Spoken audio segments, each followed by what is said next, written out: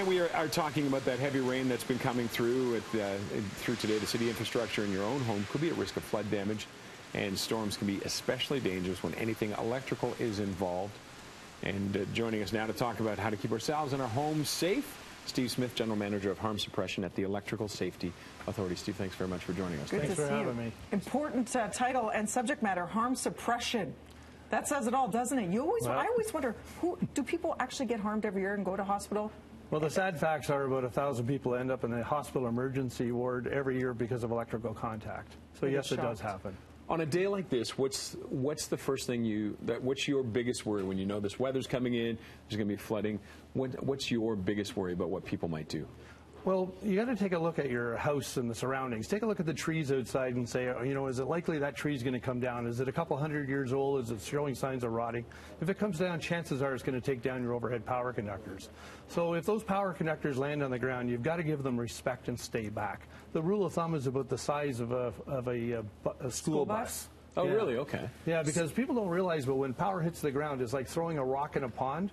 The waves go off in all directions, so you don't even have to touch the power conductor to get a shock. It can go up one leg and down the other. So if you're tempted to even grab a fallen tree limb, don't even do it because you don't know if the current's running through. Absolutely, and you know, tree limb is a conductor, so you're basically touching the live conductor yourself. Really, a tree limb? Because you always think of wood as being as an insulator or something, but it's not. No, so especially a wet limb. Yeah. A wet limb is full of water, and the water will conduct. So absolutely, and as you see, you know, lightning hits trees and goes right through to the ground, so it does conduct. But we often don't know until the tree. You realize afterwards, oh, okay, I guess it was dead inside. Sometimes they don't show the signs, or they're showing some signs, but it's still got some life in it. So you should call an arborist at some point to check out your trees. Right? Yeah, usually way ahead of time is the way to go. Right. But if water ends up in your basement and the basement's flooded, there's another concern. A lot of people think, I've got to get down there and turn the power off. Probably the best thing you can do beforehand is make sure there's no electrical equipment laying on the floor.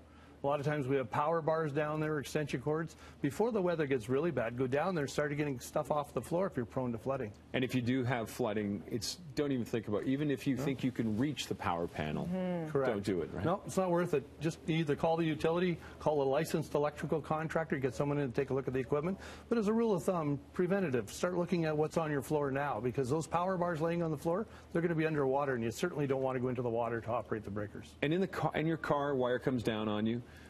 Is it the safest place to stay in the car? It really is, isn't it? It really is, depending upon circumstance. If the car is on fire, obviously, and you have to get out, then you've got to jump out, clear of the vehicle, and do the hydro hop, they call it, where you keep your feet together and hop. But those are extreme. You're far better off staying in the vehicle until help arrives. Sit still if you're safe. If there's no fire or anything involved, sit there until help arrives. You're far better off. And don't try and drive.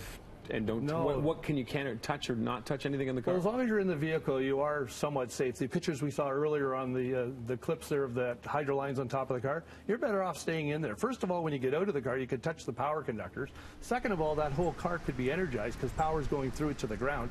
If you get out and touch the car on the way out, it could be tragic. Okay. So you serve as the conduit, just even though it goes against everything in you, because you just want out of it at that point. You don't want to panic. You want to stay calm. You want to look around the surroundings, do an assessment. So the whole thing is, even in your house, once the storm's passed, do a bit of an assessment. There may be a tree limb on top of the wire and your power may still be on. Right. Your service mast may be bent over and your power may still be on.